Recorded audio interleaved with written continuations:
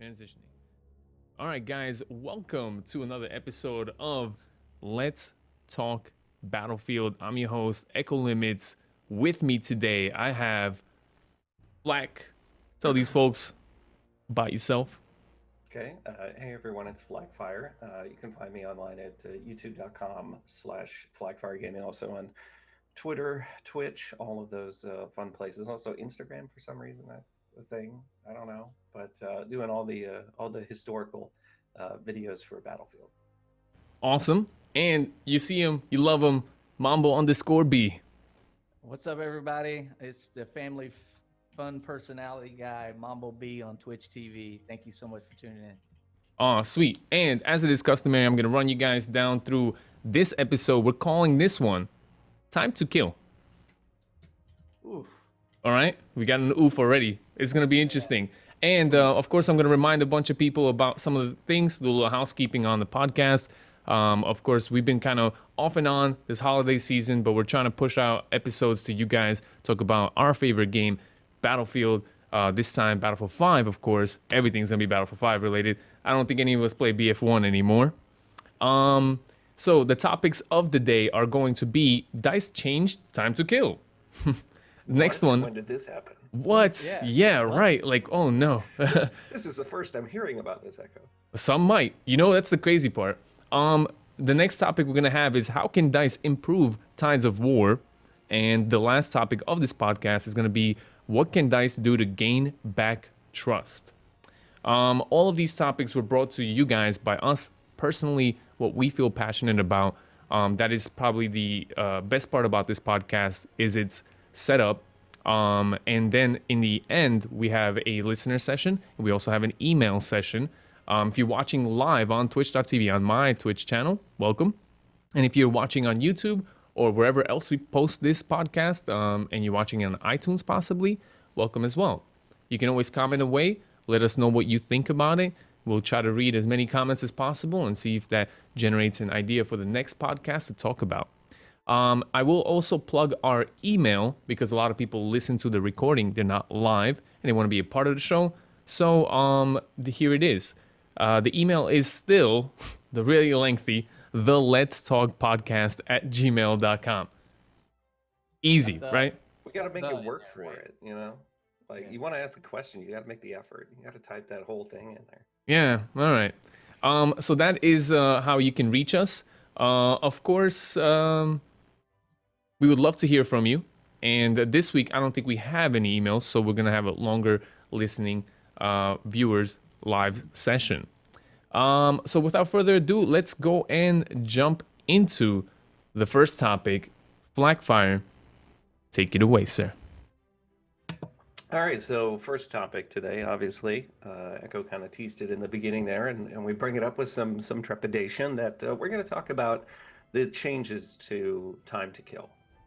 And so that's the big one there. And if this is the first that you're hearing about the whole time to kill discussion, DICE has made some changes to the time to kill in terms of making it take a little bit longer, right? So I think a lot of the feedback that devs were getting, or some of the numbers that they were looking at, kind of told them that there are some players who are new to Battlefield 5 and they're playing and they're stopping a little bit earlier than devs really expected them to. So they're trying to kind of figure out why this is. And so that's kind of going to be the crux of our discussion here today, because DICE has elected to change the time to kill, make it a little bit slower, so it takes a little bit longer to kill enemies. So Battlefield 5 in its vanilla form, you know, in its launch form, the time to kill was very minimal, right? You know, you'd be able to drop people very, very quickly. So it wasn't as forgiving, and that's one thing about it that I loved. I thought it was great. You know, it was really challenging for me and difficult, and you know, I embraced that. And you know, some other people haven't, or have kind of been struggling with that. And so we're seeing a change to time to kill to put it more in line, kind of with Battlefield 1. And now we have a very lively lively discussion among the community over Very whether or split. not that's a good thing or it's a bad thing, or even criticisms on how they went about making the change or what they should do differently. So that's what we're going to roll with here for this topic. So Sweet. Nice. So I want to chime in as well on this whole time to kill. Um, the one thing, at first I had this whole idea of like, I'm not too fond of it. I was on that side, and the more I play now, the more I get used to it, and it does bring you back with some Battlefield 1 flashbacks of how much bullets it would take to kill someone. But you know what? You get used to it, and it does not really impact gameplay that severely. Of course, depends on the guns you're using. I, for one, just use more of the automatic firing weapons. I don't like the tap fire stuff. And I know the tap fires have been kind of nerfed now because of it, because it takes 4 bullets, right? Rather than 3 for most cases. In some long range cases, even worse. yeah. So, I mean, I feel like it grows on you. It doesn't change the Battlefield experience. But most importantly, what I'm like a little bit disappointed on is the way it got introduced, the way it got shown to us, and I'm not feeling that. That was the one thing I didn't like about the change. Yeah, I think that was something that it kind of came out of nowhere. Like that surprised all of us. Like even as somebody who, receives emails on things that it's like, hey, this is what we're going to announce this week or whatever. That came out of nowhere. I mean, that was something where it's just like, hey, we're doing this, and we were like, what? What's wrong with the time to kill? And it's something, Echo, I think you have a valid point, in terms of like it just takes some getting used to. And for the most part, I agree with that. I've been playing Battlefield 5 since the TTK changes, and yeah, it just takes a little bit of getting used to. It's unfortunate because it's like how the TTK nerf was implemented. I'm somebody who I don't mind recon players as long as they play the objective, that kind of stuff. And when you look at the weapons that were inadvertently nerfed through the TTK changes, it's everything except for the spread shotguns and the bolt action rifles. That's an interesting thing you bring up is The pistols. one of the things I've noticed is that snipers are scary now. You know what I mean? Before this time to kill change, I would see a sniper really far away, and I would use an LMG or I'm using an assault rifle. I could tap fire. I could challenge him and maybe even bring him down. It's fine. Now, sometimes like I've been getting headshotted way more. I think the snipers have time to line up these headshots because you're just doing no damage to them, and there's no suppression anymore. I think they're that scary. change in suppression has been something that's kind of compounding all of this. And I say there's somebody like I've been playing a lot of recon lately, and I've just been using the bolt action rifles, and I have not been fun to play to play against. I'm sure because I'm doing all of those headshot challenges, and the bolt actions are one hit kill to the head. So you line up those shots, and it's like they're not getting up again. And even if I'm under fire, like you said, the removal of the suppression mechanic to where it goes, where your bullet goes, has impacted that as well. And it's something right now like, yeah, recon is scary. It's also very interesting because I'm playing as medic quite a bit, and I had been optimistic after the changes that we had in the patch prior to the TTK change because they buffed some of the viability of the SMGs, and now the TTK change dialed those back.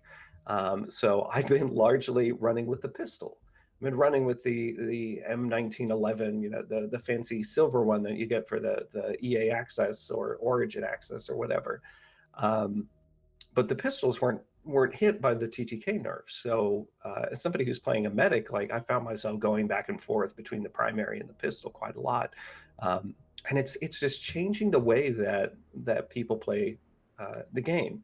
And some people would say, oh, well, that's not the worst thing, to kind of have it impact the way that people play the game. But I look at it and I'm very practical about things, and I'm going to be playing a lot more Recon because it has the most flavor of that first original launch TTK that we had. Like it has the same amount of enjoyment, for me, that I've been enjoying since the alpha, with the sniping on there. So it, and we talked about this before the stream started, and it's like I don't mind changes into how I play the game or whatever, but it's like you got to fix everything else first. And that'll be something that we'll talk about later in the podcast. But I'm curious to hear what Mambo has to say on the TTK changes. Yeah. Well, Flak, my take on the TTK was that when I first played the beta, and a lot of you guys went to the EA Play and got to play the closed alpha and whatnot, and you guys are coming back so excited. I'm like, boy, I can't wait to get my hands on this. Ooh, I was drooling to play Battlefield 5 beta, and we got the beta, and the first few games I was like, what? I can't do anything. I'm dying like insta-wrecked. And then I started adjusting, and then I started dropping 40, 50, 60, 70 kills in a conquest. And I was like, whoa, I'm really working fools over here with DMRs. I've always been a DMR kind of guy. And then they do this whole change of TTK back to more bullets, less damage. And I was like, well, they got this attrition system, so you run low on ammo, but yet they increased the time to kill, but did not give us more ammo. So that kind of made me think, now, wait a minute. You feel more attrition, right? You're making us have more attrition. So it forces players not to use medic because the medic guns inadvertently got nerfed. And it forces people to play either LMG, sniper, or assault, basically. It seems like less people are playing medic now than prior to the patch. So I think they just caused, I think, themselves to do more work, really. Now they got to bring back some of the strength of the medic guns. And now, like some of the folks in the stream are saying, now they got two communities, a core community that was playing the TTK prior to the patch and a core of players playing the new TTK. It's like splitting the community, but there's not as many people playing the core maps now because they just don't want to get caught into that. I built these habits and now I got to adjust again. I built these habits. Now I got to adjust again. You know what I mean? And that's like one of the most frustrating parts about playing a game. Like I have given up on games because of those kinds of changes, because it's just, they do it too often. They do it too fast. And it's really frustrating. Like I'll give you an example, The Division. Ubisoft changed so much stuff with The Division. Destiny, they changed so much stuff with Destiny. Of course, that's not Ubisoft, but it's an example of the kinds of games that just go and tweak their core gameplay systems so much. Star Wars Battlefront 1 did the same thing. Right. 10 days. Yeah. They nerfed everybody's TTK, and it just, for me, it ruins the game. Now, they say they're doing it for the casual audience, but I think the players that were actually good in the prior TTK are even doing better now because you have time to outmaneuver and juke people and turn on them and put them down before they could put you down. I'm actually having more skill-based games now than before the patch because because the skill was before the patch, the skill was in your positioning. Now the skill is in reactive. Right. And I'm a fan of more positioning kind of games. I always liked Battlefield because it's always been in between, the realism and the arcade. And I felt like now with Battlefield 1, they were more to the arcade, and this kind of a bullet sponge time to kill is arcade. So when they introduced the new time to kill in Battlefield 5, I was like, okay, cool, I'm on board with this. I would like to see more focus on positioning. And so when you died in previously in Battlefield 5, it was just mostly because you got yourself in a bad position or you did not read, the situation well. Like if you had to move from cover to cover, you're moving from cover to cover. You got to make that decision before. Like, is it safe for me to move across this open field right now or not? And then now with the spongy bulletness, that's not the case anymore. And Yeah. you see the return of something that's really been plaguing Battlefield for a long time, the Zerg rush. Yeah, and this is something too that it's like, we've talked about this in the podcast before, and I've said it before where like I am a position player. Like I do not, and it just comes from, I live out in the middle of nowhere. Like my ping is not always good. And it's like if I 1v1 somebody, to their face, like it is by no guarantee that I'm gonna win that. So over time, just evolving into somebody who looks at the bigger picture, what does the mini map show me? What does the battlefield look like? Where are my, defiles where I can move and I can flank and I can do all these different things. And I think that's one reason that I really liked the original TTK was that it was very rewarding to me to go and make those kinds of decisions and benefit from them. And, both Mambo and Echo have said, that the original TTK took some getting used to, right? Like in terms of, figuring out, like I need to adapt and adjust to this. And, Mambo mentioned that it's like, okay, now that I'm adapting and adjusting to the new TTK, like it's actually working out better for my, KDR and score per minute and this and that, because it's not an insta death anymore if I start getting shot at, but it's still something like it's frustrating for the community to have to go and make those adjustments to things. Yeah, I know what you mean. And we tough. have an interesting comment from Tricky in the chat live saying, in the old TTK, I was so cautious, but in a new one, I don't have to be.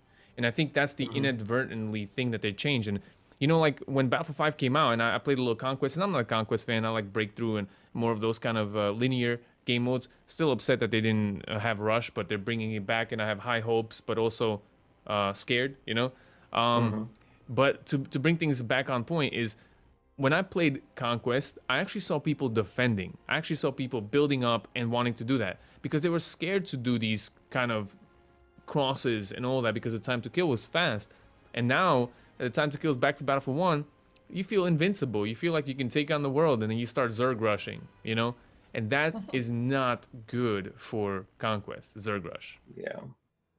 And, I'll agree with that too. And, we talked about kind of devaluing some things here. And I want to say that I think even with fortifications, like they kind of get devalued because of this TTK change. Because it's like, why would I go and build fortifications if, I can just AD, back and forth, get shot 8 times and not die, Like, it's one of those things, like I would go and playing Battlefield 5 under the original TTK, like I go and build all the fortifications because I'm sitting behind a sandbag and you're not. And with the old TTK, I'm gonna win that every time unless you get really, really lucky with a couple of headshots.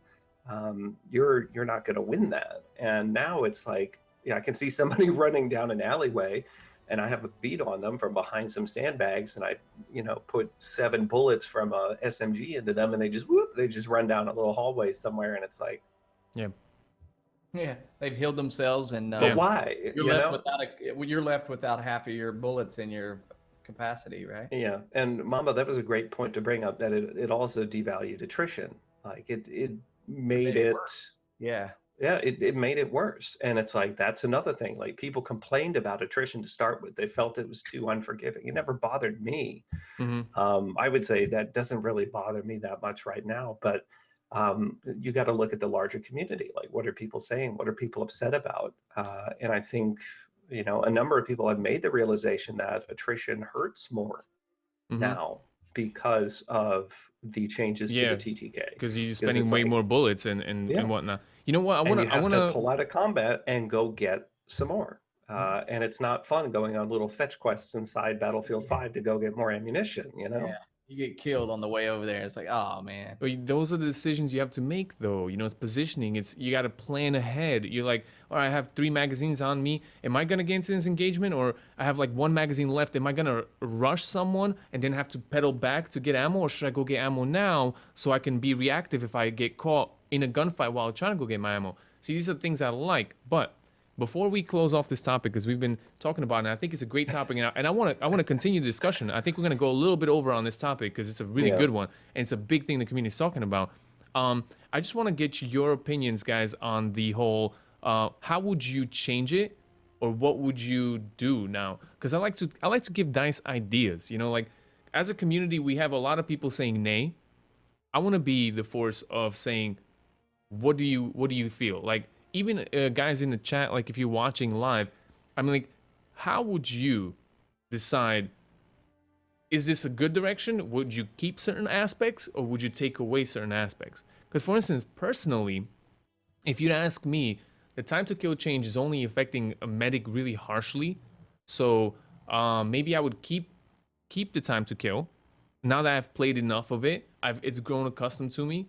But I would make sure that I would, of course, up the medics a little bit, especially up close. Maybe, you know how the graph usually shows the damage fall off over distance? Keep that distance crap. You know, like you're supposed to have an engagement distance. Okay, I understand. If it takes 8-9 bullets to kill someone at 100 meters with a Sten, look, it takes 8-9 bullets. But up close, they need to be able to compete, you know? And they don't compete. That. No. Yeah, it's funny, after playing the initial beta of this game and back a couple months ago, and my first reaction was they need to increase the TTK by 1 bullet on every gun. That was my very first response. Really? That's what I thought. Yeah. Mambo, and it's funny. Man, they always listen to you. Blame Mambo. Hashtag Mambo. In my live streams during the beta, I was like, they need to increase the TTK by just 1 bullet for every gun across the board, and we're good. And I was saying that, but after I got to playing for 4 days of the beta, I was like, no, you know what? After adjusting, it is good where it's at because the attrition system goes with it. But now they've changed the TTK. They did increase some of the ammo before the TTK patch. Do you remember that patch where they give everybody a little bit more ammo? Well, now they're bringing it back, the attrition back to where it was prior to the, to the release of the game. So, initial response, I would say yes, add more time to the TTK, but now that it's there, you still got to balance the guns. So that's getting away from the core of this whole reason. Back in Battlefield 4, they would balance each and every weapon. They don't do that anymore. They need to go through and look at every weapon. This one needs tweaked a little bit. This one needs tweaked a little bit. This one needs tweaked a little bit. Instead of just saying, nerf the whole crowd. No, let's do one at a time and really bring a good mix to the weapons, so everybody uses a variety of weapons, not just Hell Regals and the easy weapons. No, let's make a good mix. So don't just nerf everything. It's not the answer. Yeah. On this particular topic, I'm going to be the person that says, I like the way the TTK was originally, and I think that, I think DICE kind of dug themselves a hole with this to start with, and that hole began being dug with Battlefield 1. And it's like, I love Battlefield 1 as a game. It's definitely more arcadey though. There's a reason why people call it Casual Field 1. It's a very forgiving game in terms of, I can get shot in the back 4 times, turn around and drop the person. Yeah. The problem here is, they're looking at this and saying,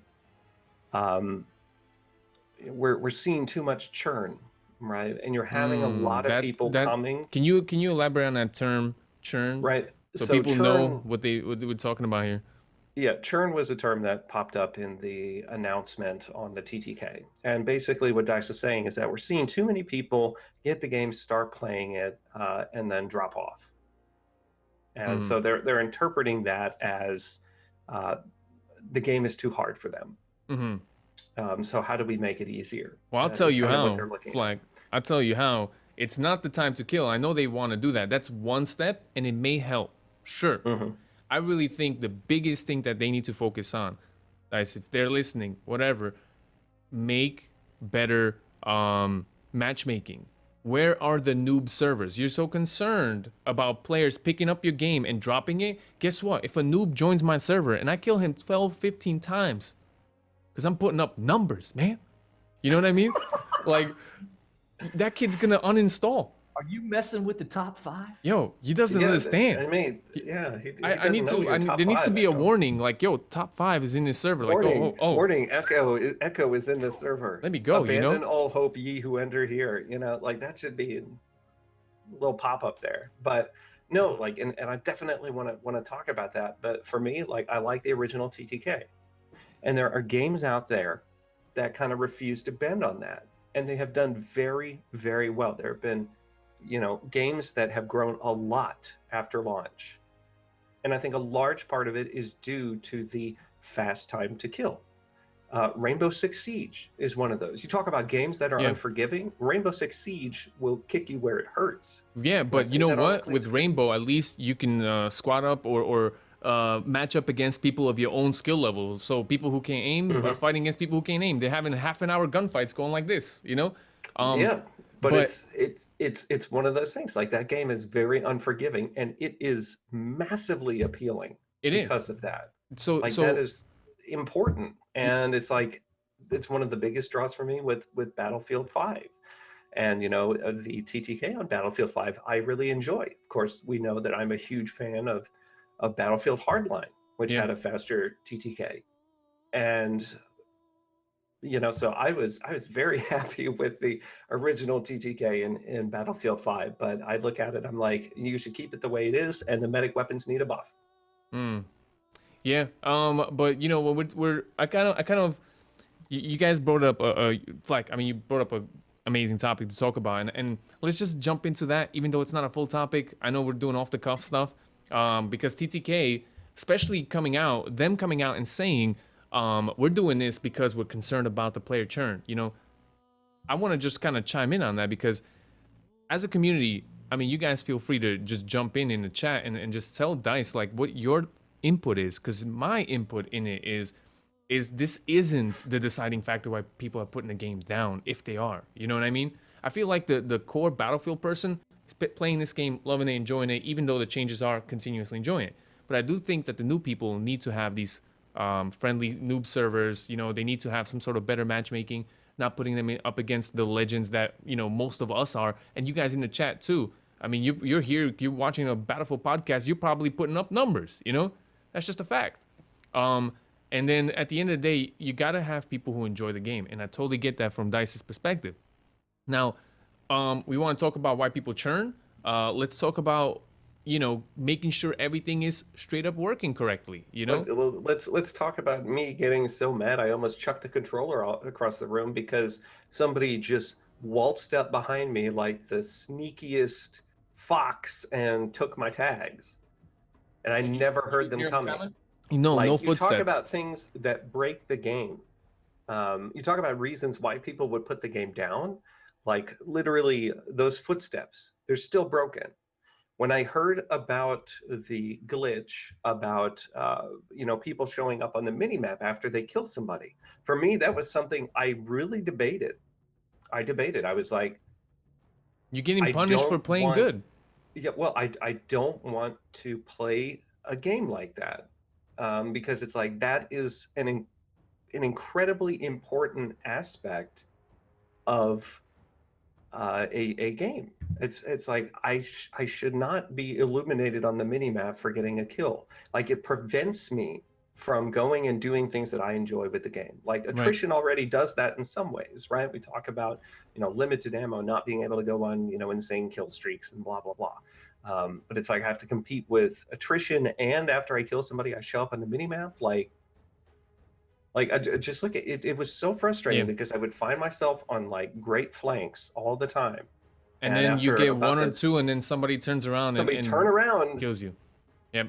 Why? They had no reason those little to know things that I was there. Yeah.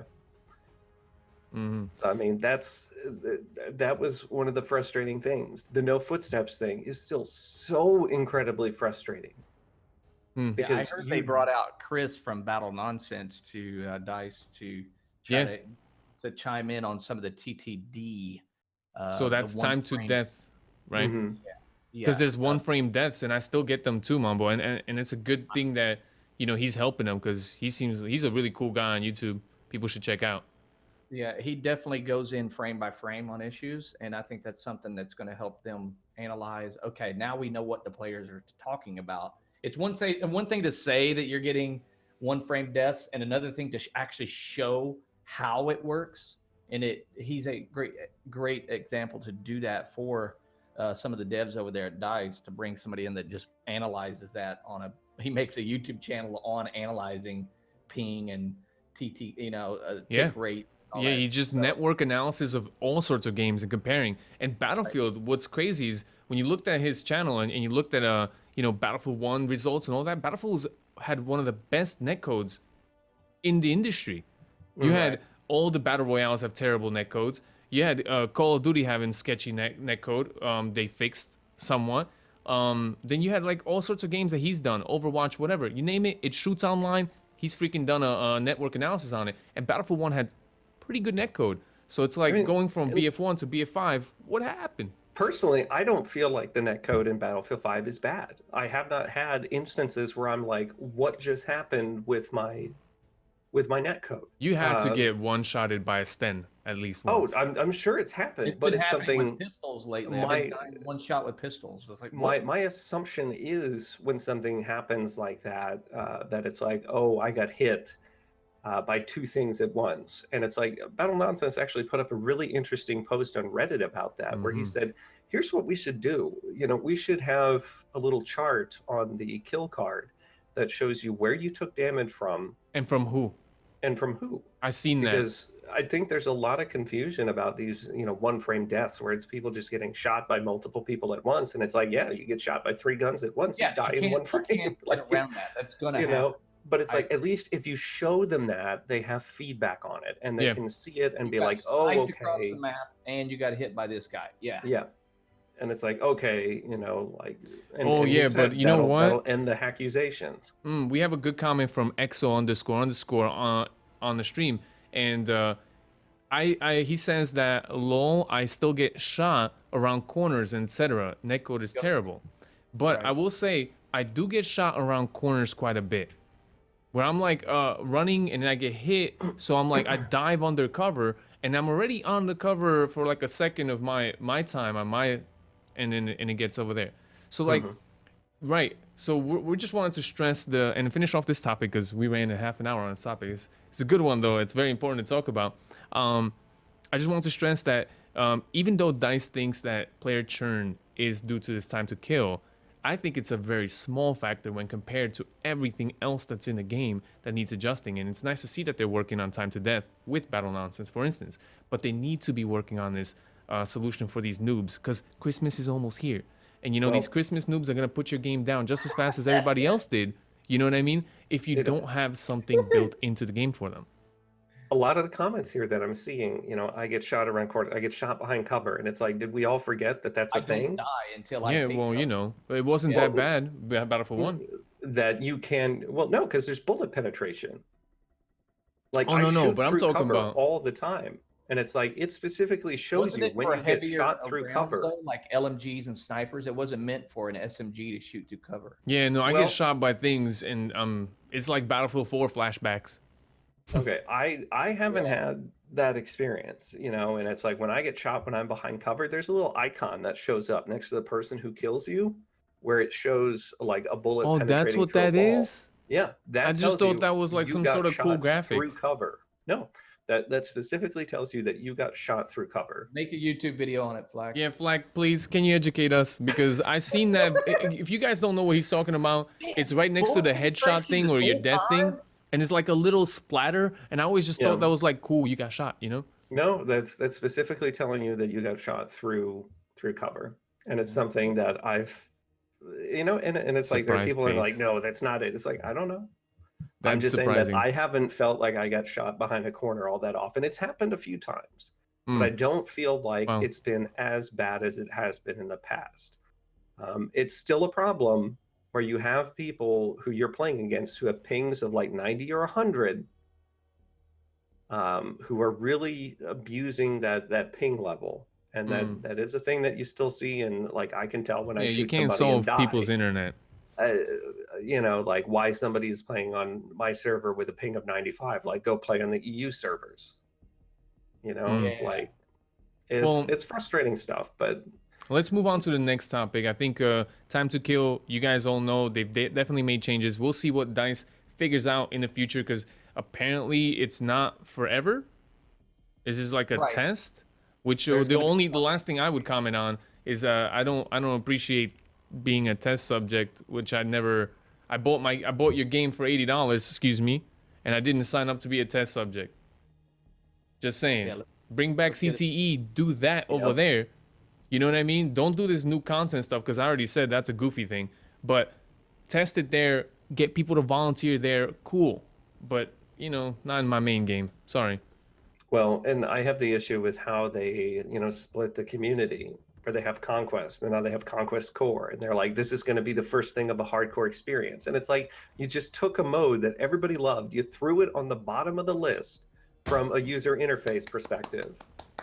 And it's just like, yeah, like this is what we think of you. Like, Flak. put it next to Conquest on Flak, the list. listen, so man, see you are Conquest and Conquest speaking- Core. Can I subscribe to your church, please?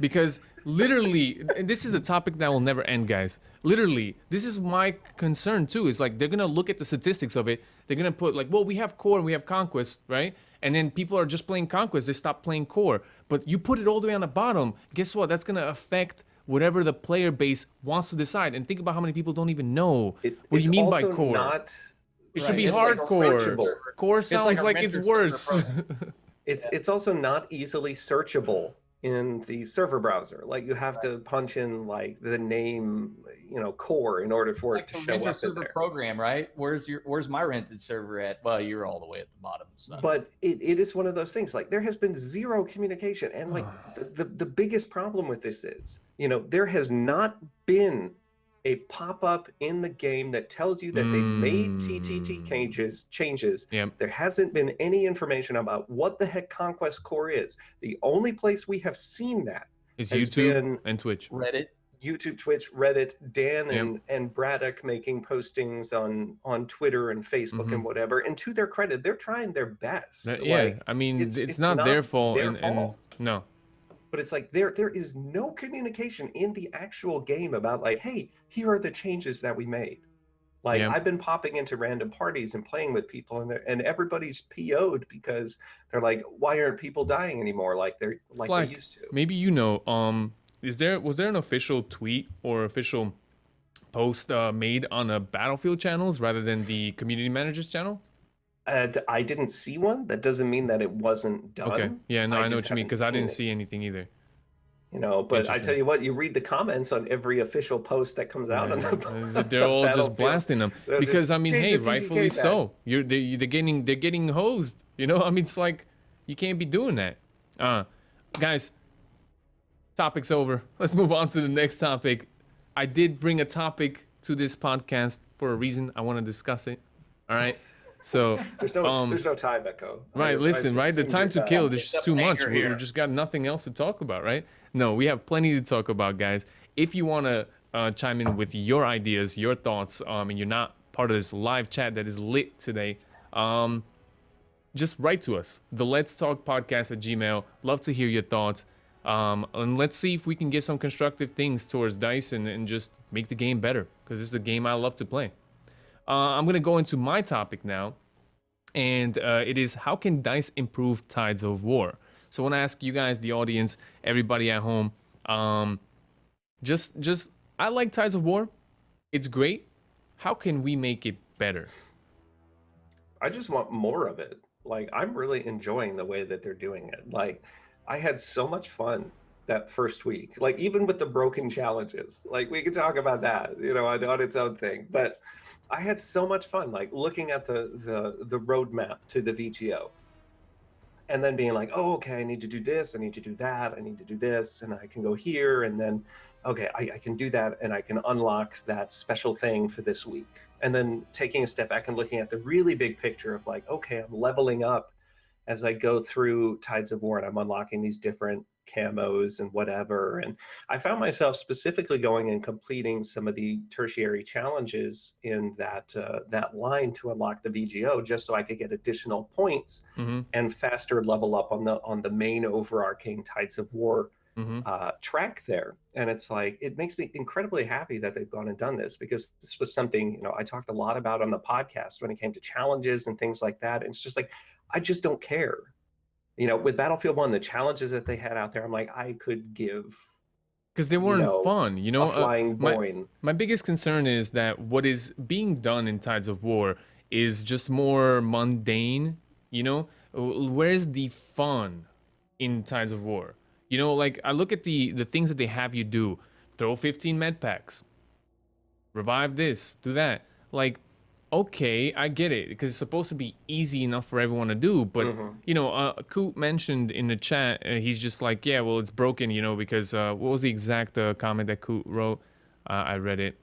Fix the assignment glitches. Of course, I don't even want to go into that, because that's a given.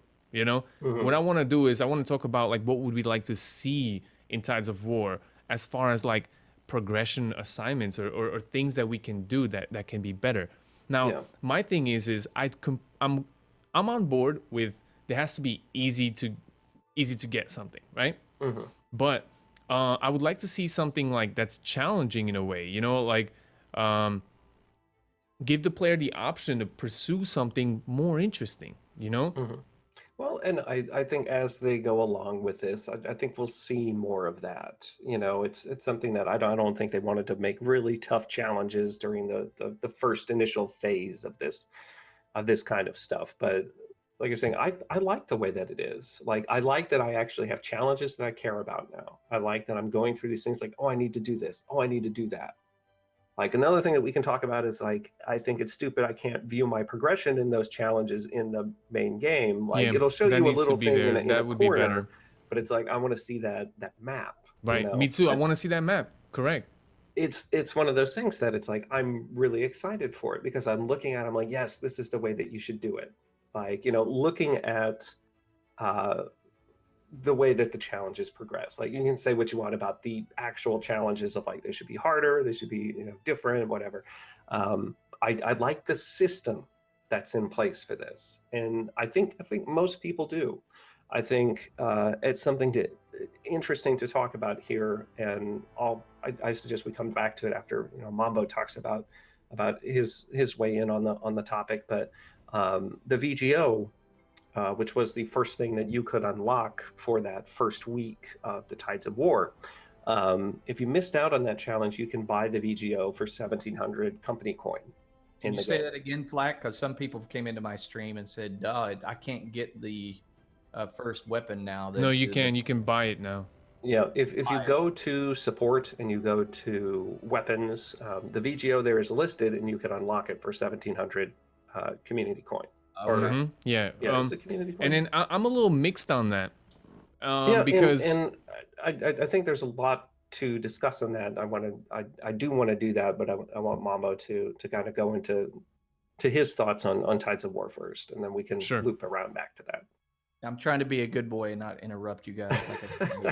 No, let's hear it. I tend to just like grab the conversation, like, okay, we're going over here. Yeah. My thoughts on Tides of War. You guys remember back a few podcasts, I said a lot of the game companies need to see what Fortnite is doing and putting things on a board weekly, and they change them weekly and let you purchase them with your in-game currency. And it seems like they got the correct idea there, but they haven't delivered anything. Shipments. There's no shipments in the screen of Battlefield 5. Where's our shipments? Let's see some really cool shipments come in. Level cap increase. What happened to the change of level on the first map DLC? We're still stuck at 50 on our level cap. We should be at 60 or 75. I'm in favor of making an unlimited level cap. Make it unlimited, but make each one after a certain max level, say 150, double what it was the previous rank. So you could be the person that's played Battlefield more than anybody that says, look at me, I'm a rank 200. Somebody look at you like, wow, that is unique, because there's nobody I know who is that crazy to play that many hours to get rank 200 or whatever, Flak, we want to see more level cap increase. The shipments come in on the screen where you can buy stuff with your company currency. I do like the fact that where they're going with the Tides of War. I do like that unlock tree thing. Maybe make some of the challenges a little bit more customized to the player that's playing. For instance, a challenge could be, instead of making you use a weapon that you never use, let's pick your third most used weapon is this. Get 1,000 kills with it. Yo, Mambo, how do you come up with this stuff off the top of your dome? I mean, That's you're a very genius, interesting. and you're just sitting there. Mambo, well, what in the world, guys? This blew my mind right now. Having these Tides of War progressions to be dynamic rather than static is amazing. Because when you think about it, here's an interesting thing. Like, they're gonna be adding weapons, right? Cool. But my thing is I don't like being a belly camper. I'm just sorry. Oh my god. You know? Doing the challenges for the Lee Enfield, it was like kill 20 enemies while prone, like headshot kill 20 enemies while prone was like one of the challenges on that. Oh, listen. So let me the get to the weapon. point. The point is I got a gun I will probably never play. Cool beans, bro. My thing is if they have, like, I like to play, for instance, assault is my favorite class. Maybe Flak, you're sniping a lot right now. Mambo, you're running assault, right? Like, or support, right? So what if it was dynamic to the point, like, yes, you can unlock a gun, but guess what? You can unlock the gun that you most play or something. You know, like something interesting like that, or like, you know, dynamic, like you said, like have these things on the map be specific to what you already use. Getting 1,000 kills with your favorite weapon, you know. Oh wait, I see you like to play sniper a lot. Guess what? Use this spotting thing to spot the most whatever, you know, or get the most headshots.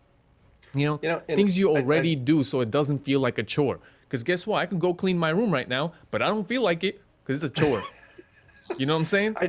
I think it's interesting here that we're talking about this, because there's something that I noticed that I don't think a lot of people notice, and it might kind of relate to this, and it might show that DICE has some additional functionality with this.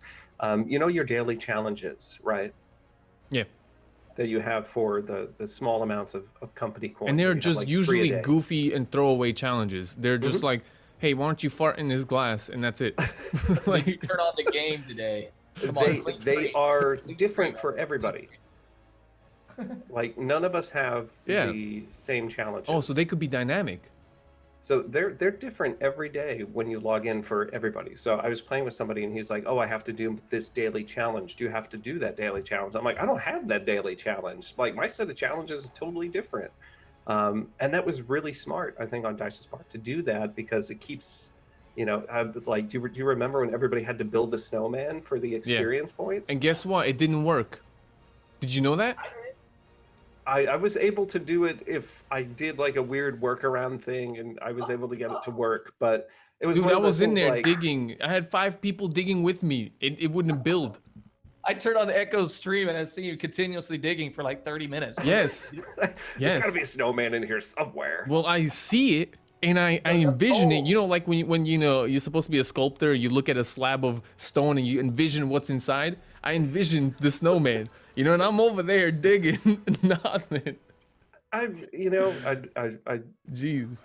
I do think the idea of, you know, having things more customizable to people, I think, is good. But at the same point, I do want to counter argue this. And it's like, I like challenges that force me to think outside of the box. I like challenges that force me to do things that I don't necessarily want to do. Mm-hmm. Like, so for example, the challenge I was talking about with the Lee Enfield to get like the golden receiver or whatever it was, you know, it was like, I have to do 20 headshots while prone. And it's like, I never go prone. Like, I am not a recon player who sits in one spot. Like, I am on the move all the time, going for the objectives and pushing things as much as one person can with a bolt action rifle, you know? So it was really difficult for me to try and do that challenge where, you know, I go prone and I have to make the headshots. That was really, really difficult. But it was something that after I did it, I was like, I felt rewarded for doing it. I was just like, I really did not like the idea of that challenge, but I persisted and I did it and I got the reward for it. And I feel really good about that. So I want to get some more genius off the top of Dome. You know, Mambo, hit us with some more ideas which you had. What are you feeling about that? Because that dynamic idea is like something I never imagined. And if DICE is listening, if they do that, that'd be incredible. Yeah. More things that I think that they could do with Tides of War is the service stars. We don't have the service stars, right? What happened to service stars with weapons? What about actually putting a star for ranking systems? Echo, your stream has a badge system for your loyalty, like a sub badge or a donation badge or whatever. How about some badges on my uniform that shows my rank? I'm rank 40, I'm rank 50. You get 3 stars for rank 30, 4 stars for rank 50, 40, 5 stars for rank 50, or a different color star. Oh, I got a gold star on my freaking helmet. Give us something to show. Get a gold sticker. Yeah, I want a gold sticker. I'm a good boy today. I get a gold sticker on my, something that shows, hey, he's a ranking officer. You got to watch out for these guys. What about high value targets? If you get 30, 40 kills in a game, somebody needs to say, this guy's OP, nerf him. Sorry, we found out somebody on the battlefield is destroying our enemy team. Mark them with a high value target and get more points for that guy. Something. I'd be okay with that. I think that would be something that a lot of people would be like, no, I don't want, if I'm doing a 30. I don't want to be on a mini map. I'm okay with you putting it down like, oh, find echo limits, he's doing really good. And that's it. But if you give me a wall hack and say, hey, he's over there, and then I'm like, then I get plane bombed. No, not a wall hack, but like say if you get 30 kills in a row, you're listed as on a flash on the screen saying, hey, find this person for increase in rank. Yeah, dude. Or you could just get like a little cool radio voice, like be on the lookout for an assault. Echo limits is blah blah blah. Everybody hears it. You'd feel like bragging. Right. And it's like, here's another thing. Like they used to do that. Like when you had commander mode. Yeah, I remember that. But that was a wall hack. Yeah, I don't want the wall hack. I want the bragging rights. Like I enjoyed the wall hack though. Like when somebody lit up and you were like that. Like it's like that scene out of Star Wars where Kylo Ren is like, I want every gun we have to fire on that man. Like that was one of the things that like when you got marked as an HVT, it was something where you had like pucker factor 10 until that wore off. Like it was fun. And I enjoyed that, but it's a very like some people are going to like that. Some people don't. It's very divisive. So that's some of my comments on Tides of War, guys.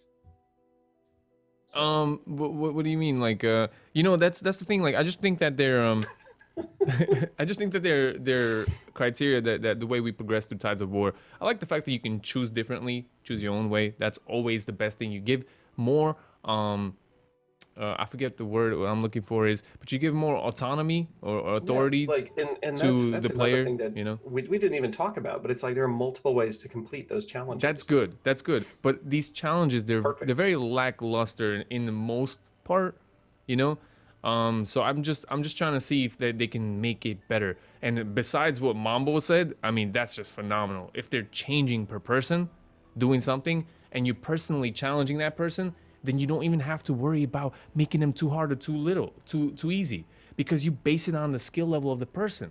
You know what I mean? Mm-hmm. It might take a little bit more thinking to design such a system, but then you can look at the noobs who want the V60 or VGO, whatever it's called, the gun, right? They want it, but they're not good enough. But dynamically, their skill tree to get to that gun is going to be much easier than to someone like us who are really, really good.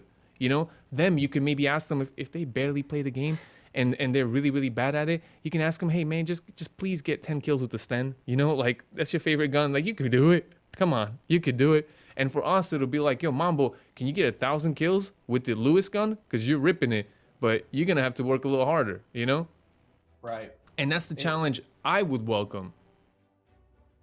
I don't know. Cool idea. So it's harder. I think that cheapens the appeal of some of the rewards if you do that. But it's harder for that person. That's what the thing is. Oh, you know what? Yeah. If you want, look, put an opt-out option. You want to just be like, hey, I don't care about this stuff. Like Flak says he doesn't care about challenges sometimes, but wants to unlock the gun, there should always be an opt-out. Whatever. Some people don't want to be hassled. It's cool. We got a Platoon I think section. the company coin thing is a way to do that.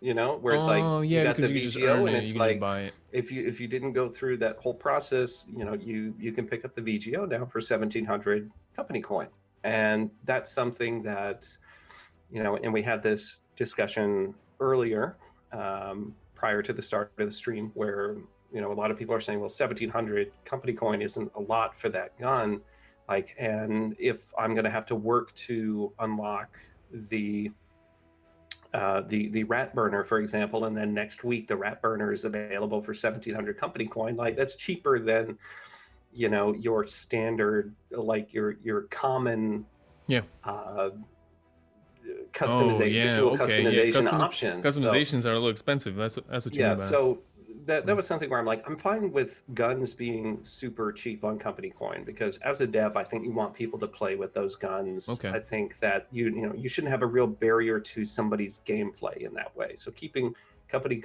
coin costs for like weapons down really low is fine, but it's like, if the rat burner is going to be available, I'm fine with that, but it better cost you like 15,000 company coins to go and unlock that piece, because it's like, you know, we were there, we played through those challenges, we earned that item, and I want to feel like it's worth something. Yeah. And if you know, give it away essentially next week for 1,700 company coin, I'm going to be like, well, what is the point of me doing those challenges? Mm. You know, Yeah, and we're like what is right the back point of to buying the square game one early if of you don't Battlefield feel 1 and me yeah. not caring about challenges because the reward has no real value. So Mambo, you were saying? No, I feel like it's cheapened the feel of doing things, just like buying the game at full price and a week later they sell it at 30. It's like, That was yeah, rough. that hurts, right? So they need to see when people put in work on something, make it that it's earned. Don't make it where it's cheaply earned, because then you don't value it. That's the Yeah, problem. it's definitely a hard place to find the perfect medium. But I think Tides of War is a great idea. They have a lot of stuff going for it. Just, you know, food for thought. You know, like maybe we giving them some good ideas in just how they can improve the program overall. Of course, iron out the bugs, please, because those are some of the things that make somebody not want to play. You know, like if I'm Right. not progressing to my Tides of War, I'm just gonna go play Red Dead Redemption. You know, I don't know. All right, so let's move on to the final topic. Mambo, take it away, sir. Okay, so we're going to segue into leaving the TTK issue, leaving the Tides of War issue that maybe make us feel like we don't have enough content, to actually talking about something that's in our general society, which is trust. Yeah, this is a very important topic. And you know, it's on our dollar bill here in the States. Trust. What can DICE now do if some people feel like they have lost the trust in a game developer? What can they do to help bring some of that back? Because it seems like it started with the whole Star Wars 2 loot crate issue, and it's boiled over into a lot of their games. Will it boil over into the next EA released major title like Anthem? Or who's to say that the trust factor doesn't go across? I mean, there's only so many gamers in the world, and they play so many games. Right. That trust is going to be going from game to game. How could DICE or EA, what could they do to bring some of that trust back? Listen, it's a great topic, and I just really think the bottom line is just honesty. Honesty. When someone sees you being honest, you're saying what you feel, you're saying what you think, they will just either look at you and say, look, I'm on board, and I will support you now, and I'll figure it out. Or they'll just be like, look, I don't care, you know? Yeah, And DICE needs to stop worrying about... Echo of how do you feel about TTK? All the gamers over half of the gamers chimed in that TTK was great, and then a week later they say nerf TTK, bam, that loses trust. Yes. You know what I mean? I know what you mean. I'm not trying to be negative. I'm trying to say, right. Hello, you just lost the trust of your people. And that was a misstep, and I think they apologized for it too, right? But you know, apologies are fine and great, but you kind of kept it at it what it is, you know. So I don't know. You can't just be apologizing and then, you know, continuing what you're doing, because that's just not going to build trust back.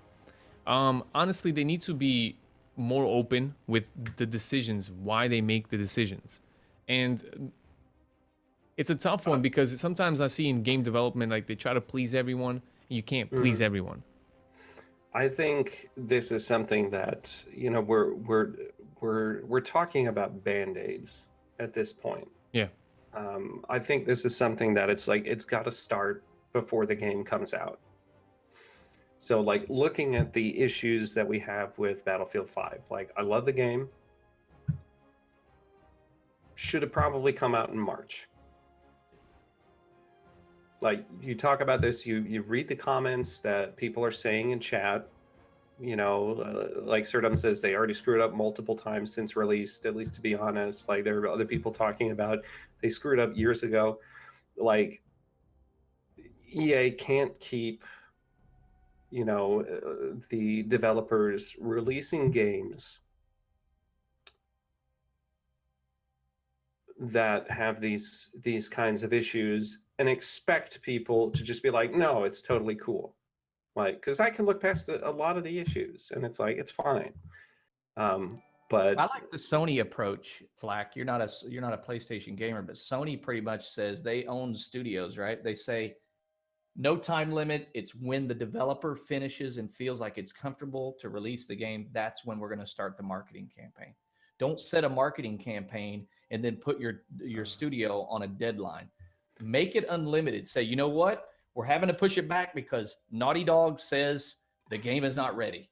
well, Bam. and it would be nice if EA took that approach, you know, and it would be nice if, you know, they really gave DICE kind of what they could handle in terms of manpower and working on the games and not developing too many games at once, which I think is part of the reason why we are where we are with Battlefield 5. But it's something that it's like, if we look at this, if we look at, you know, if DICE had 4 extra months to work on this game would be in great shape.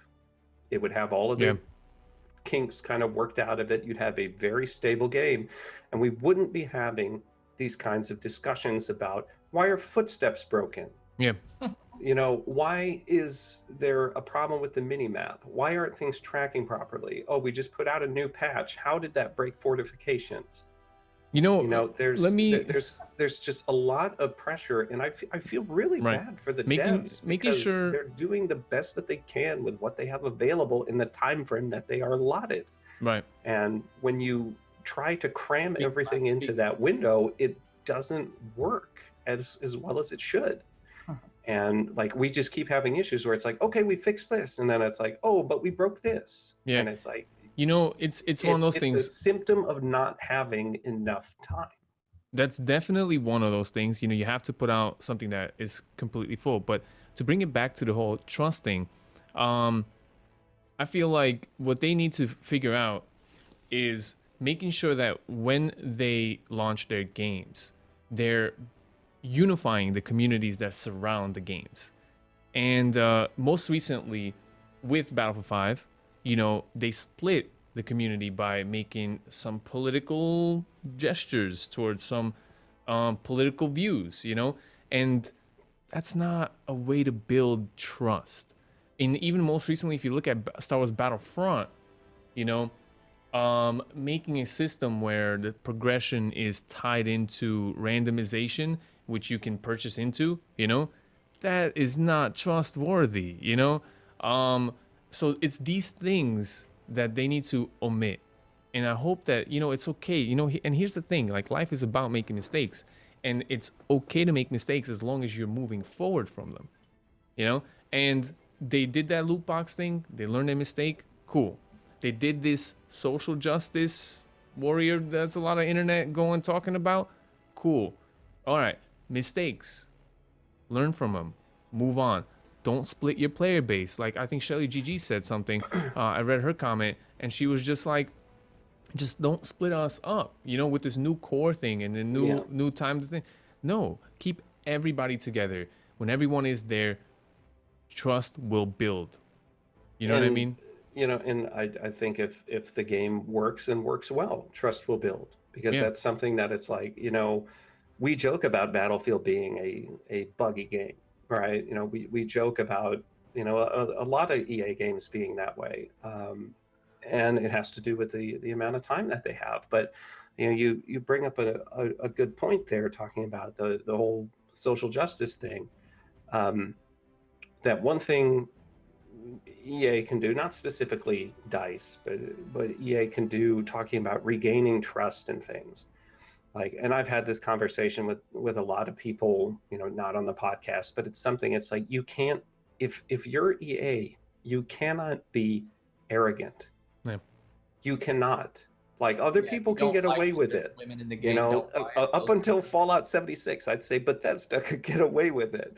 You know, but they've squandered a lot of their trust with that game, and how they've responded to some of the things with that. Did you see the bag thing? Oh, yeah. Where they give them the Yeah. bags, and then the bags The are apocalypse. Yeah, that is no. so. That's a prime example of what not to do to your player base. Promise them something nice, quality, whatever, and then when you know everything goes wrong, just skimp out on them. Like, you can't do that. Well, the issue there is, you know, you have, you know, and I don't want to bring up Soderlund and the whole, like, if you like it, don't buy it comment. That was Like, horrible. if you're EA, you can't do that. If you're Like, you any cannot game do company, you that. can't do that. I would disagree, because Rockstar does this kind of crap all the time. Like, but I don't pay attention that much. It's something that, it's just like, if you're EA, you can't do that. Like, you're not on a, you know, untouchable cloud kind of thing. And it's something that, you know, you're there because of the business decisions that the company has made over a very long term. And it's something, it's like you want to build trust back, like, you have to go above and beyond what the minimum is. You have to go and, you know, meet player expectations, and you have to go beyond them. Well, that's what I think. You talk about expectations, Flak, and we're used to paying for DLC and getting 4 maps for each DLC. And they say, oh, but we're going to give you free DLC, but only give you 2 maybe future maps that we've talked about. That's it. How about dropping 4 maps for the next 6 months? And I bet you the next Battlefield you release, they're going to be, the fans are going to be like, wow, we got a lot of awesome stuff for that game. I'm going to buy the next one for sure. But they're not setting it up to do that. It takes money to make money. If you don't put in a good foundation, your future will not be there. I think they know some things, like the whole not having premium, not having to guarantee people content is an okay idea, because and that went, when the I game think, a long doesn't way do with- good, when the game doesn't do good, you don't have to spend a lot of time and resources to devote to it, right? Cool. Now, however, like, you look at Star Wars Battlefront 2, I recently just went back and played it. They have new heroes. They have a new map. I haven't gotten tried because of the rotation, but whatever. Lost trust. So they lost trust, but I think they're getting some back there. I don't know. I picked it up and it was kind of cool. It's still Star Wars Battlefront, but the devs gain that trust back. Yeah. You know, and it's something, it's like, all of this is coming way post-launch. Like, you know, and it's coming post-debacle is what it's coming from. You know, it's like, can we just, you know, exceed expectations without a debacle first? Battlefield like, that 4, would be the community map, right? That kind of exceeded expectations. That actually builds trust. That makes people say, wow, they really do care. You know, and Battlefield 1, in a lot of ways, built up some of my trust on things. When we look at some of the first DLC packs that we got with Premium, where I was expecting 4 maps and we got 6 on, like, the first 2 DLC packs. I was like, French DLC. Yeah. Yeah, but they came back and it gave them awkwardly. It was, you know, and then they gave them in a manner that didn't work. I would say I disagree with you there, because those maps felt like they should have been given to everyone, because it was DLC, and then they came out with 2 extra maps, and they seemed like what people wanted, night maps, you know, and stuff. And then they were like, no, but by the way, it's for DLC only, people. And it's like, what? You know, it's the way you do things. You should definitely under promise and over deliver. That definitely brings up trust, you know? Well, and that's something in conversations that I've had with David Serlin, who's in charge of the multiplayer live service. He says, we want to under promise and over deliver. You know, And so have they been successful at that? they know that that is an expectation. And I think as we go through with Tides of War, we're going to see some of that. But it's something I just wish we, it's like they release the game and they spend months trying to kind of Repair its crawl out of a reputation. hole, and then like the premium stuff and whatever generally works out quite well for them. But it's something like, can we just not have that starting point be way down here? Yeah. Like, that would be nice. And for me, Battlefield 1 was a much smoother launch than we'll say Battlefield 4 was. But it's still one of those things where it's like if you want to build confidence, Echo, I think you hit it right on the head where you said under promise, over deliver. Yep. Like if you do that, you're going to build the confidence of people. You're going to bring the players back. Like talking about churn, like if I quit the game for whatever reason, give me a reason to pick it up again in a month, and maybe I'll have a different experience with it. I don't know. You don't think churn is attributed just because there's so many other great games out there? Yeah.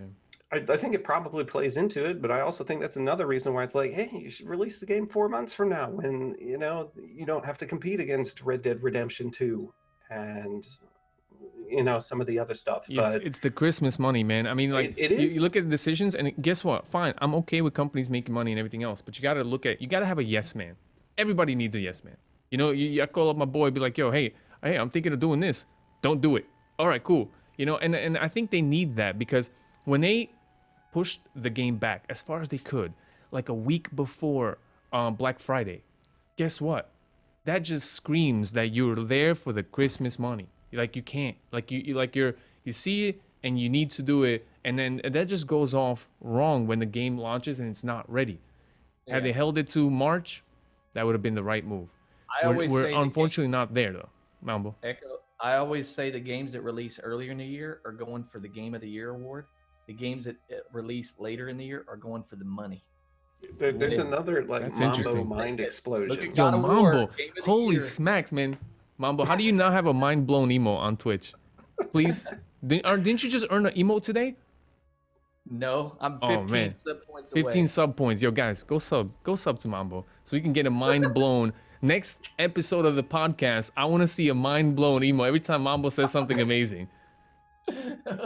Yo, that's so interesting because God of War, if you guys have heard, is gotten Game of the Year for most people, and that was March, right? Yeah, always games. that Ooh, win so Game does that mean EA's going for Game of the Year with Anthem? Anthem could be. I hope so, because everything that I have played with that game is flipping amazing. Wait a minute, aren't you under NDA? You can't say that you've played the game. No, there was a closed alpha. This is a different thing. Look at Flak's face. This is a whole different thing. I saw on Twitter a bunch of game changers went to play the game already. Yeah, it wasn't me. I didn't get to go do that. Oh no, I didn't either. I thought you say it was me. I was like, oh snap. No. But I didn't even get to I play saw tweets. the closed alpha or whatever. It's just something that it's just like I am super excited about that game. Yo, Mr. Clear, Super I don't excited. know. He's saying Anthem Game of the Year in the laughy face. I just get good feelings from Anthem. It's like what Destiny should have been, but isn't because it's also a cash grab. I mean, is how I feel about everybody that looks at game. EA, but you got to look at Activision. The cash grabbiness on that company is ridiculous. I mean, they sold Overwatch when it was $40 game. They sold it $60 to console people, and they justified the $20 by giving you Diablo skins. Like, what? See? And that's one of the companies that is just like, you can't touch them. Like even when they do BS like that, like you still can't touch them. It's just like, can I Just like, get a 'cause it's why Overwatch, though? it can do no wrong. Can I get a you know? why though? Like new emo hype. That's interesting. But yo, guys, I say it's been an interesting conversation today. Time to kill, crazy. Tides of War. Hopefully, we give him some ways to improve it because I think the service is interesting. Definitely, if they take out Tides of War and they do that over deliver, under whatever, I forget, blanking on the name, but interesting. And then at the end, the trust thing is very important because EA is a company that's gonna be here for a long time, so it is in their best interest to start working on this trust thing now. You know what I mean? Like they need to do that. Yeah. Like and people are going to say like, well, if they delay games, it's going to adversely impact, the shareholders are going to be upset. Right. And it's like, if you look at the EA stock right now, it's a little trend like this at the moment. Let's say Anthem is an amazing game. It comes out in March.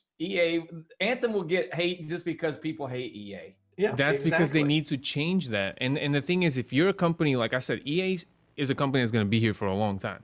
So their focus should be not on this time frame of like, oh, we need to make the Christmas money, or we need to push this game out, whatever. No, focus on like, you need to become a company in 10 years that's going to be unbeatable. You know what I mean? Mm-hmm. That should be the focus. Don't focus on this year, next year, 10 years.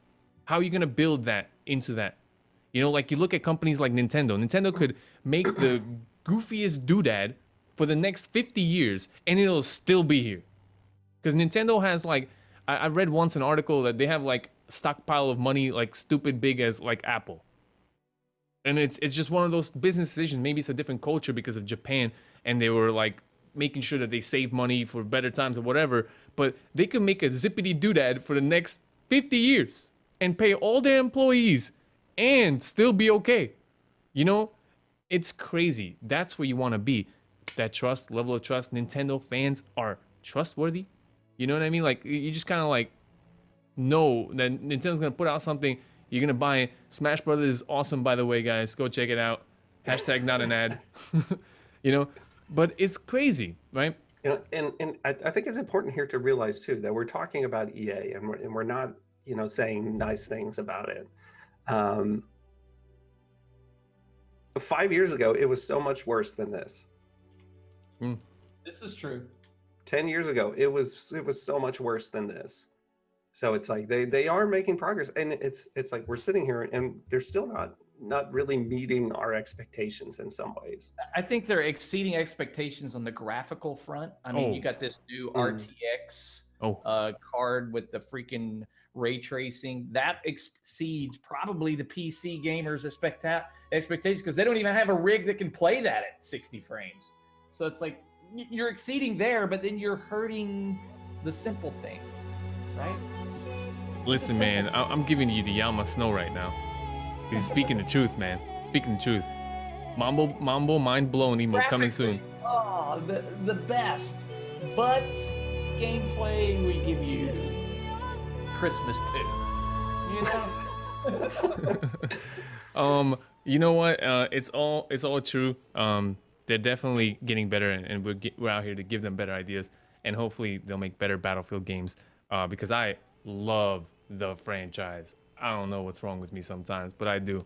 All right, so now before we do all this extra crazy stuff, we're gonna switch it to the live chat audience. You guys watching, 160 of you guys talking to us up here about Battlefield, giving your input. And I gotta say, pat yourself on the back because that's an amazing thing. You love the game so much that you want to be able to put something out there on YouTube, on iTunes with us.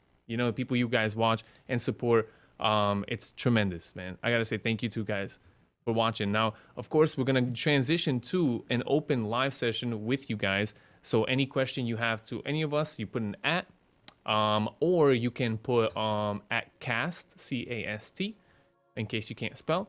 And we will all give a thunder round. Listen, 1 minute answers. All right, gentlemen. Okay. No tangents. Focus. All right. Flak, especially you. I'm sorry. All right.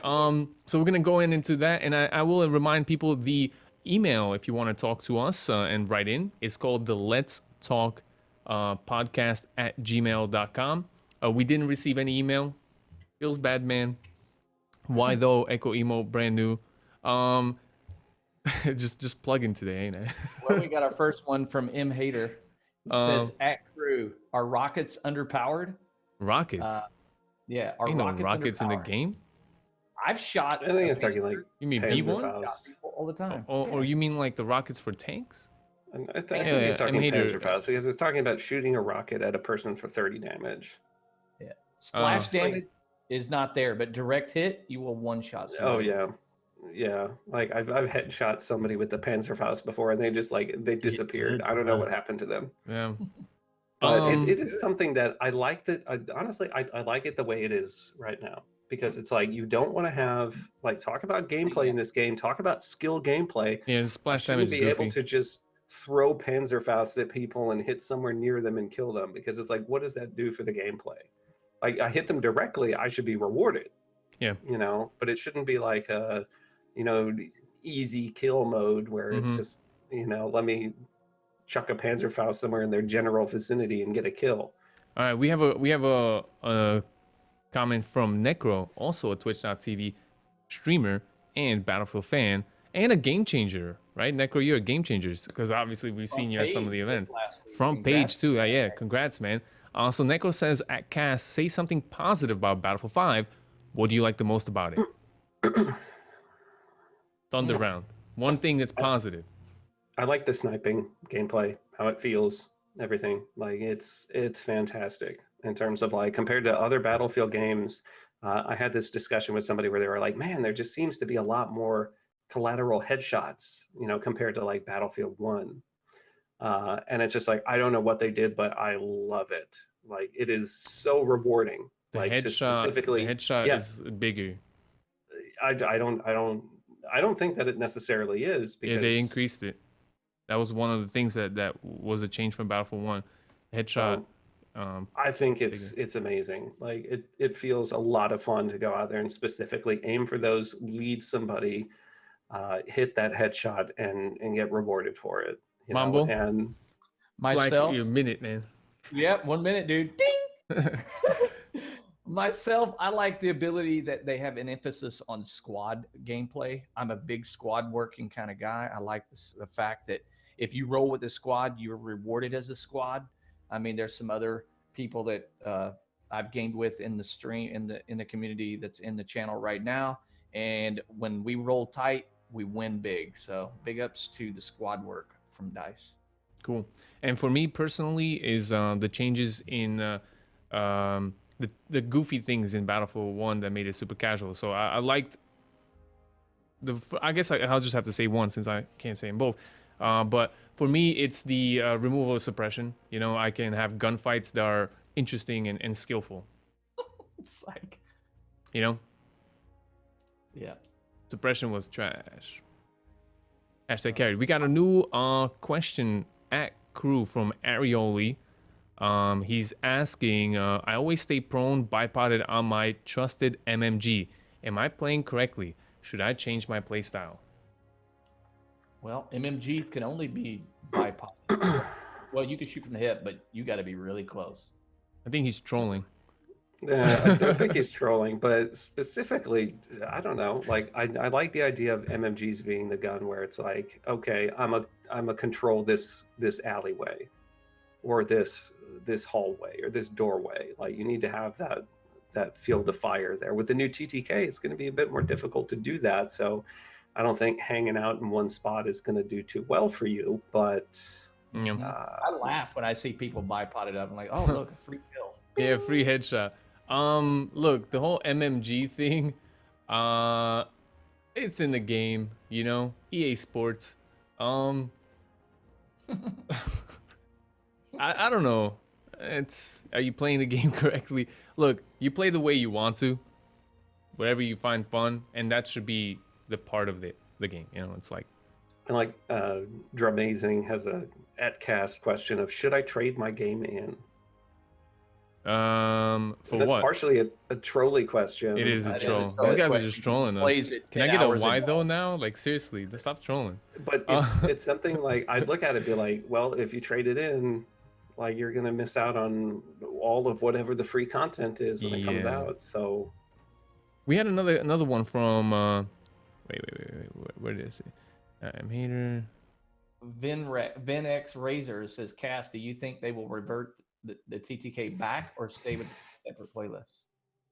I think they're going to tweak the TTK to make it, you know, somewhere between where the two are right now. I think they will have a separate playlist that is going to lead into hardcore, and I think for that they're going to get rid of the mini map. I think they're going to go that route with that. I'm gonna say No. All right, you gotta. The problem is you can't be wishy-washy. You gotta man up sometimes, man up, and make a decision. What if it's a female? Listen, Don't buy the game. I don't know. Look, I think you just gotta go with a decision and stop with this flip-floppiness. Because every time you flip-flop, you anger somebody and they leave, and then you flip-flop, and then the person you flip-flop for is like, yeah, cool, right? But then you flip-flop back, and then they get angry, and they leave. So eventually, once you're flip-flopping back and forth, you're gonna be left with nobody. Flip floppers. Yeah, you can't. Make a And it's decision. like that, Go that with it. feeling of betrayal from the flip-flop sticks around a lot longer than you think it does What? for a lot of these players. Yeah, Oh, yeah, stop yeah, being a exactly. flip- You stop don't being a do flip-flop. that. You know what they call those in Australia? I have no idea, Echo. I've never been to What do Australia. they call those in Australia? It's very weird, but they call them thongs. So you go to Oh. the beach in your thongs. So And, you and call them- someone in Australia, from Australia, told me this. And I was just like, you do that out there? Because in America, it's a different thing. It's crazy. Anyways, no flip-flopping, man. Make a decision, do it. You made us change this time to kill, stick with it. Because the more you do that, go back and forth, the more people you lose. And eventually, you lose everybody. The Mr. Clear is asking me specifically, what would the middle ground be? It's a one bullet to kill difference. So like, what would it be? And I think Mambo kind of had it figured out where he's like, balance the weapons a little bit differently. Right. Like maybe some of the DMRs are 4 bullets to kill and that's what they should be. Another one should be 3, like kind of weigh that a little bit differently. I Okay. don't think. Right. Maybe they can adjust. I think they should stick with this time to kill, but adjust some of the ones. Like if your gun only has 10 rounds in it, 3-hit kill, probably a good idea. If your gun, and then, with a long reload coupled all that, I'm okay with that. But if your gun has like 30 rounds in it, you shouldn't be 3-hit killing people. That's just crazy. You can just drop people. That's the M1A1 problem, right? They're just destroying people. It's like Leisure Suit Larry. It's just point and click adventure now at that point. I don't know what you're talking about. You don't remember those back in the day point and click adventure games? I don't know who Leisure Suit Larry is. That's Oh, okay. Actually, I think Mambo is the original Leisure Suit Larry. I can't say that. That's a tongue It's a twister tongue there. twister for Flak. All right. Classic. We got Slyer66 says, at crew, isn't a netcode way worse than BF1? Dying behind the walls all the time? Slyer, we kind of talked about this previously. You can watch the first part of this podcast. We had a pretty in-depth discussion on time to kill.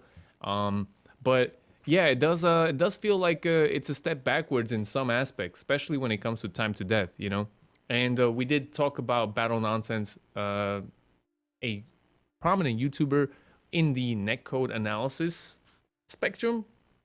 Oh, we can say that. I think he's the only one. But he is an awesome channel, and he's working with them because he's a long time Battlefield fan. And it's cool to see. He said that. I was just going to say, I see Hewitt Gaming there. Brings up a valid point.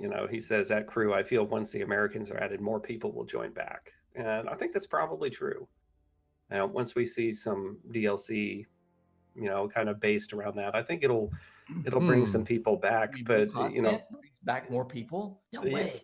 Right? Yeah, But it's one of those things. Like I read a lot of comments on YouTube where people are like, "Oh, DICE just forgot about Japan." And it's like, no, they didn't forget. Like there seems to be a significant Or chunk Pearl Harbor. of the Battlefield fan base that does not understand that it's like, we're in 1940 right now, and we're It's not kind of communicated, progressing. Flak. Yeah, I know it's not, but it It should have been. Yeah. It should have been. It should have Should've been been. all laid out and been like, okay, this Don't is what we're promise if doing. you don't have to deliver. Like Listen. we're talking about Russia, that's Yeah. coming later. We're talking about Japan. That's Look, coming you later. can always rebrand your game and relaunch it in a cool, interesting way, and we'll bring people back. Look at No Man's Sky. No Man's Sky launched, no content, nothing. Slowly, they've been building up content, and they're still working on the game. And they just relaunched it on Xbox, had a huge update, and a bunch of people were streaming it, playing, and everything else. Broken Mess, because I played it, but for some Yeah. reason I always every time they come out with new content, I always want to go back and play. Early access then? hmm Do that? Well, and that's one thing I think Don't Tides do of early War access. I hate that stuff. is going to be doing better. Is giving us more content, more reasons to come back, and I think that's something they need to do. We got Beg for But- Gaming asking about the podcast email. It's the Let's Talk podcast at gmail.com. Sorry about that. Can you type it in the chat? I don't know, man. It's just a lot of work. Hey, It's a Echo won't long even name, type man. in I mean, the come on. podcast email that he wants Type other it people up. to type in. Type it up. It's just so Control tedious. V, man. This is a really hard question. Juki Boy says, how long are we gonna give DICE time to fix these issues until they drop the game? Until you drop the game. Like, how long? What is your time limit? Like, everyone's got time limits in life. You gotta get certain things done in life. By the age 60, you gotta have $1 million somewhere because ain't nobody taking care of you when you're old. You know what I mean?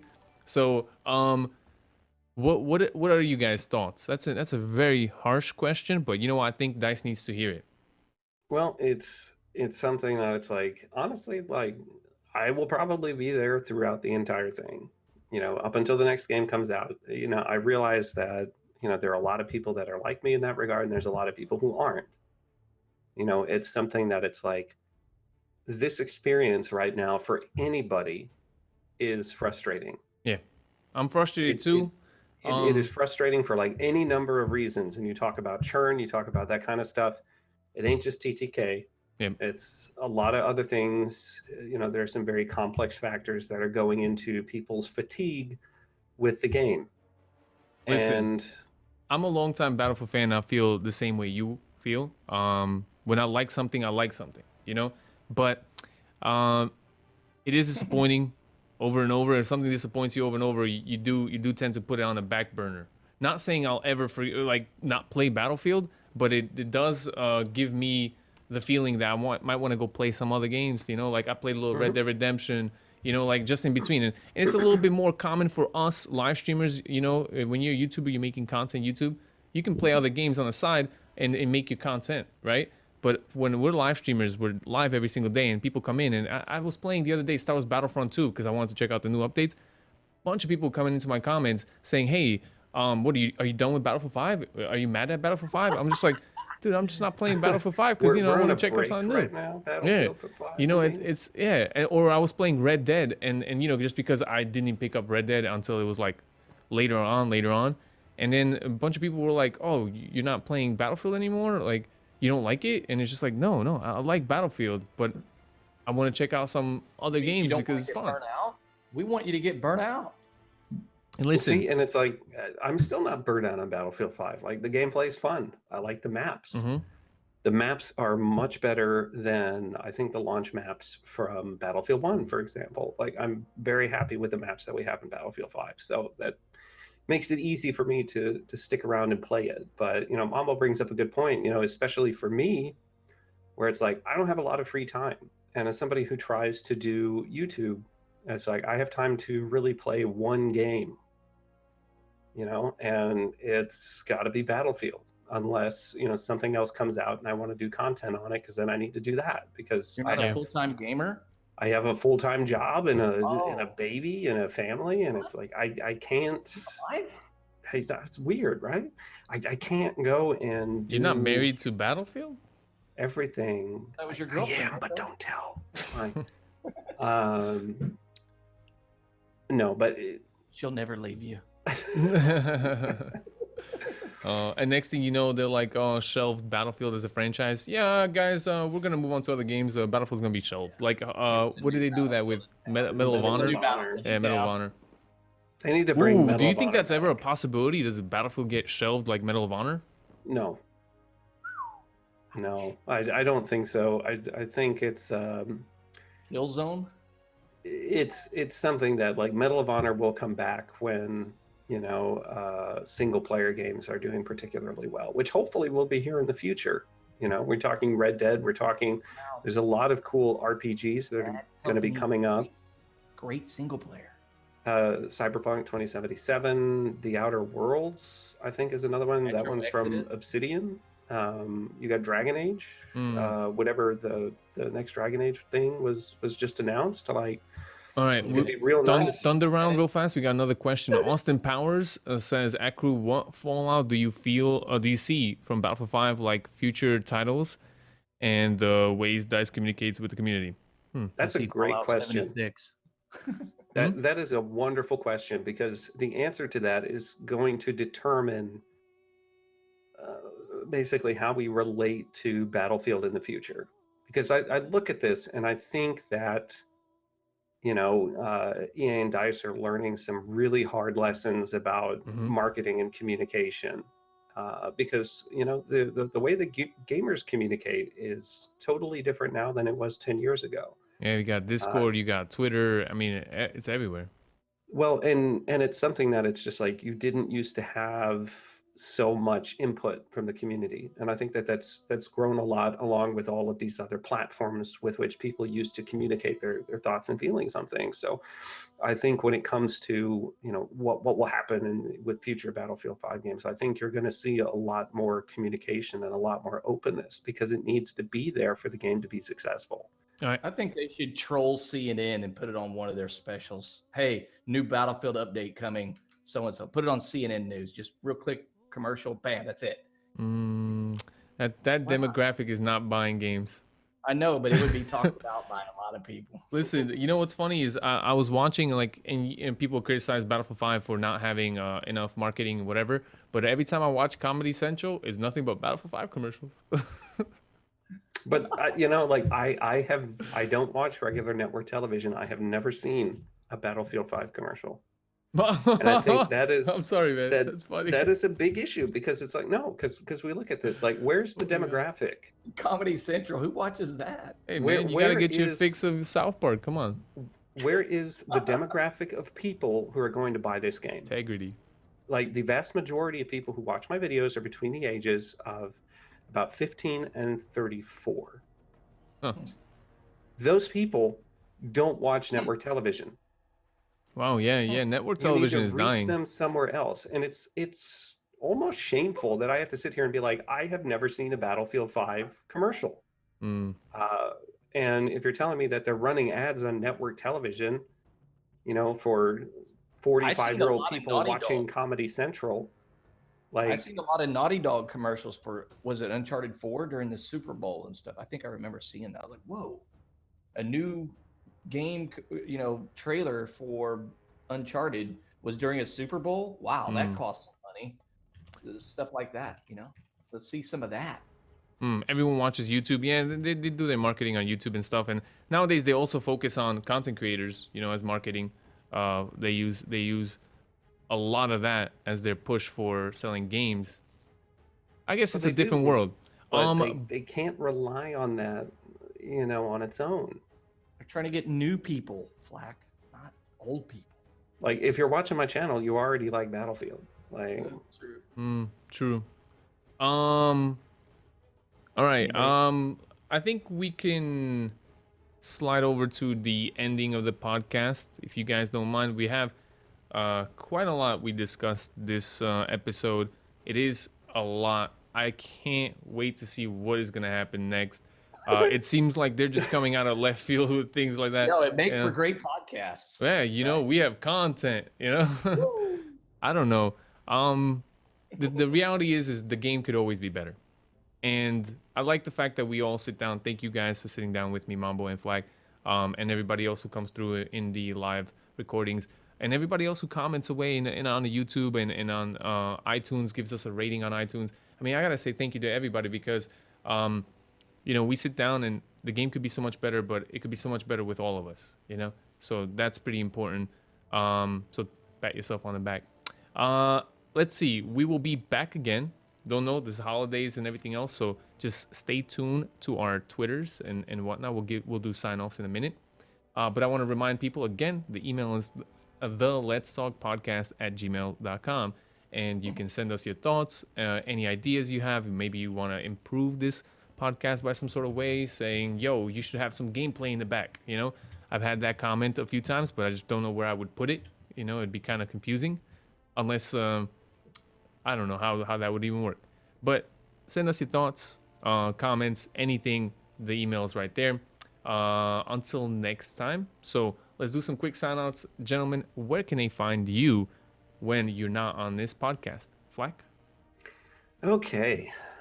Just I'll talk for another 20 minutes as I do this. Now, you guys can find me on YouTube, youtube.com/Flakfire Gaming, at Flakfire Gaming on Twitter, twitch.tv/Flakfire. I actually streamed the other day. That was pretty fun. I don't normally do that. And Instagram as well. So yeah, definitely drop by, say hello, check out some of the cool videos I've been working on lately. There'll be more to come here soon. So keep an eye on that stuff. Guys, his Twitter is so lit. Like the memes are the greatest. Like so fun. You watch the videos, you wouldn't expect the memes on Twitter. The memes on Twitter. And then I think you have your Discord full of memes too. It's funny. Yes. That is true as well. Mambo, where can these fine folks find you?